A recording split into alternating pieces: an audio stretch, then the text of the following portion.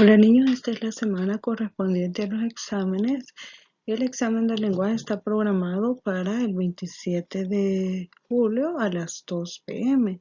Entonces es muy necesario que usted tome en cuenta esto porque va a tener solamente una hora para realizar el examen y un día para realizar mi examen, un día y hora establecido. Entonces vamos a comenzar con este refuerzo en el que incluiré las temáticas de la semana 14, 15, 16 y 17 y hablaré nuevamente de los puntos que considero que son los más importantes y en los que han tenido más dificultades de acuerdo a las tareas que me han enviado. Comencemos. La primera temática es el acta de reunión. Este es un documento que registra todo lo sucedido durante una reunión y se realiza antes, durante y al finalizar la reunión. Entonces todo va descrito dentro de este documento que relata todo lo sucedido y los acuerdos a los que han llegado, y a través de esto se validan los acuerdos que se han tomado durante ese momento. Los componentes que debe de tener un acta de reunión son los que aparecen en la pantalla: el título, la introducción, la orden del día, el desarrollo y el cierre y firma. El título contiene los aspectos formales de la reunión, es decir, dónde se reúnen y quiénes son los que se reúnen. En la introducción se hace una breve descripción de quién es el que dirige esa reunión y para qué han sido convocados a la reunión.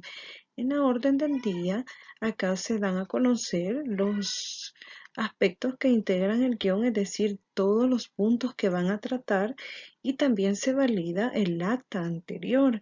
En el desarrollo, en esta parte, se relata todo lo sucedido en el transcurso de la reunión y se desarrollan los puntos que se propusieron en la orden del día. Y luego está el cierre y la firma, que este es el final y todos los integrantes deben de firmar el acta. El otro contenido que reforzaré es el de las figuras literarias, y acá tenemos la máxima, el refrán y el adagio. La máxima es un principio o regla que está dirigido al buen comportamiento, y como ejemplo tengo: la fortuna ayuda a los audaces, es decir, a las personas que son diligentes las cosas les salen bien. La otra figura es el refrán, y este es parte del bagaje popular y es una reflexión que deja una enseñanza moral. Y como ejemplo tengo: en boca del mentiroso lo cierto es dudoso. Cuando una persona se ha ganado la fama de mentir, es muy poco probable que los demás le creamos lo que dice. También tenemos el adagio, y esta es una reflexión breve que nos invita también a reflexionar acerca de determinadas temáticas y pertenece al nivel culto. Y como ejemplo tenemos: apresúrate lentamente. Y en este quiere decir que vayamos rápido, pero teniendo cuidado de ciertas situaciones para que todo nos salga bien. Vamos a la siguiente temática. La tercera temática que reforzaré son las oposiciones fonológicas y los rasgos distintivos. Y acá cabe recordar qué es un fonema. Un fonema es la mínima unidad de sonido. El fonema debe de estar escrito dentro de dos plecas para ser representado.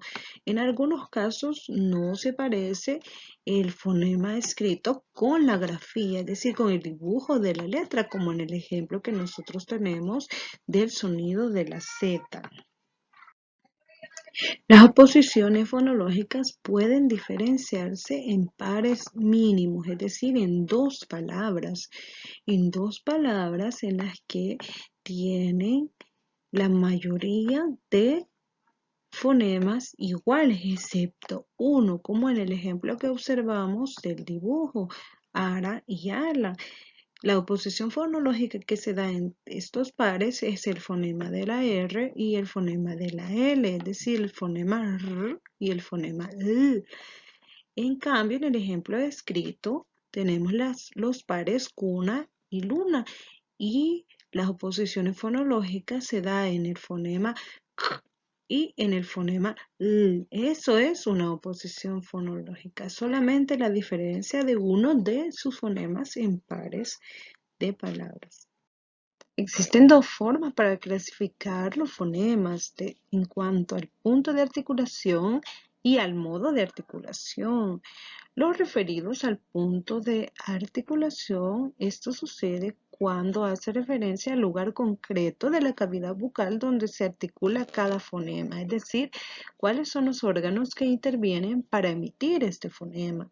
Existen fonemas bilabiales y estos suceden cuando los labios se juntan para emitirlos, como el fonema de la V. Si nosotros lo hacemos, observamos que los dos labios se juntan. Hay fonemas también que son labiodentales y esto sucede cuando los labios topan con los dientes, como el fonema de la F. Hagámoslo. Observamos que nuestros dientes muerden a nuestro labio inferior.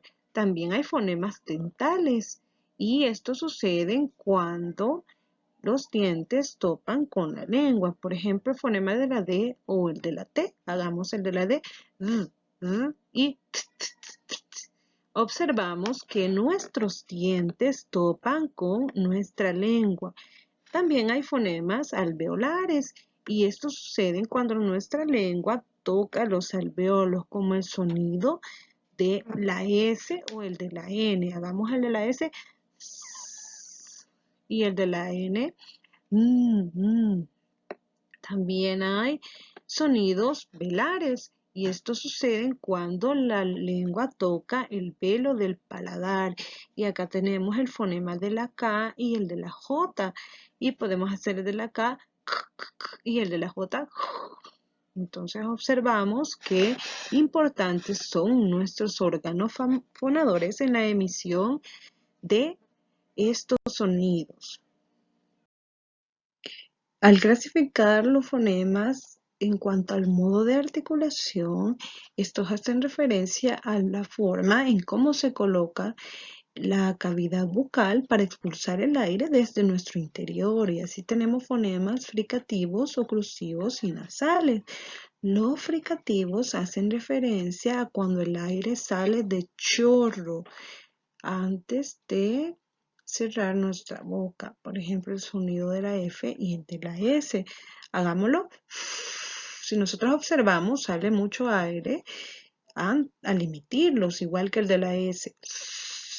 También hay fonemas oclusivos y esto sucede cuando la cavidad bucal se cierra antes de soltar el aire. Y aquí tenemos el fonema de la P, el de la T y el de la K. Podemos hacerlo. Entonces la cavidad bucal, la boca, tiene que cerrarse antes de soltar el aire. Y también existen fonemas nasales y estos es porque el aire sale por nuestra nariz, como en el fonema de la M y en el de la N. Hagámoslo. Entonces no hay forma que salga por nuestra boca el aire, por lo tanto son nasales. También hay otra forma de clasificar los fonemas y es en cuanto a la acción de las cuerdas vocales. Y acá tenemos fonemas sonoros y fonemas sordos. Y en la clase yo le decía que para saber diferenciarlos teníamos que tocarnos la garganta porque si nuestras cuerdas vibraban, si sentíamos cosquillas acá, eran sonoros, pero si no, eran sordos. Hagamos un ejercicio de un fonema sonoro. Las vocales nosotros sabemos que son sonoras. Hagamos A, E. Hagamos otro fonema, hagamos el de la F. Observamos, sentimos que el fonema de la F no produce ninguna vibración, por lo tanto es un fonema sordo y esta es la manera de clasificar los fonemas en cuanto a la acción de las cuerdas vocales. El último contenido que reforzaré es de la cápsula ortográfica y tenemos estos pares de palabras homófonas, es decir, que suenan igual, pero se escriben distinto y tienen también distintos significados. Tenemos el primer par, que es el tampoco unido y separado. Separado, estamos haciendo referencia a adverbios de cantidad y están siendo usados para comparar. Recordemos esto, tampoco separado, adverbio de cantidad, pero se utiliza para comparar. Y como ejemplo tenemos, me sirvió tan poco arroz que me quedé hambriento. También tenemos el tampoco unido y este es un adverbio de negación y se utiliza cuando ya se ha negado antes algo. Y como ejemplo tenemos, ellos tampoco se fían de ella. Ayer no fuimos al cine y hoy tampoco. Vamos a los siguientes pares.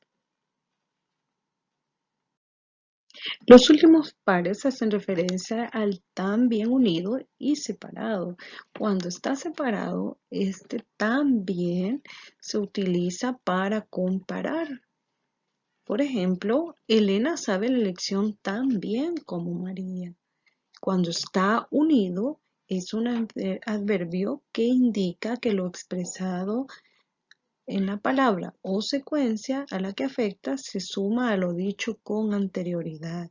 Es decir, que antes ya se ha afirmado algo y esto que vamos a decir se suma a lo que se ha dicho antes. Por ejemplo, Elena también ha aprobado el examen y esta es la forma de diferenciar estos usos. Tengamos mucho cuidado al emplearlos para que sean correctos. Yo les deseo también mucha suerte en el examen. Espero que sus promedios en el examen sean tan altos como la vez pasada. Cualquier duda, pueden contactarme por los medios ya disponibles y con mucho gusto les atenderé. Que Dios les bendiga.